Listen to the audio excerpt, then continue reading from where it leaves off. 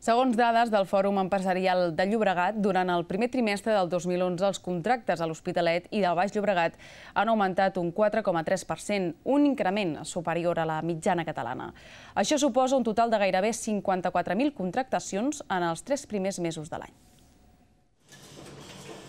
La indústria és el sector que apunta a un major creixement, un 10,2%. L'estudi del Fòrum Empresarial atribueix la millora al perfil exportador de les empreses de l'Hospitalet i el Baix Llobregat. El sector serveis també ha incrementat el nombre de contractacions, un 4,8%. Per contra, segueixen caient les contractacions en el sector de la construcció, un 3,4%.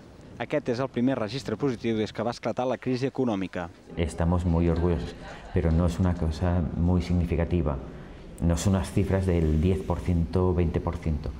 Es importante, sobre todo, es el cambio de tendencia, pero no es por el volumen general, sino sobre todo ahora es importante para nosotros porque hemos cambiado la tendencia de estar bajando el número de contrataciones a empezar a subirlas.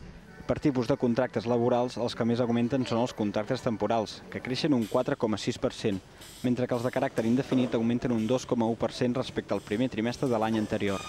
Lo que importa es que el contrato fijo, que claro, se realiza una vez y en principio no se realiza más, eso es el que ha aumentado un 2% y estamos contentos de dicho aumento porque dará confianza a estos trabajadores que pueden llegar a dinamizar la economía general. L'estudi del Fòrum Empresarial no inclou les contractacions vinculades al període de Setmana Santa, ja que enguany pertany al segon trimestre.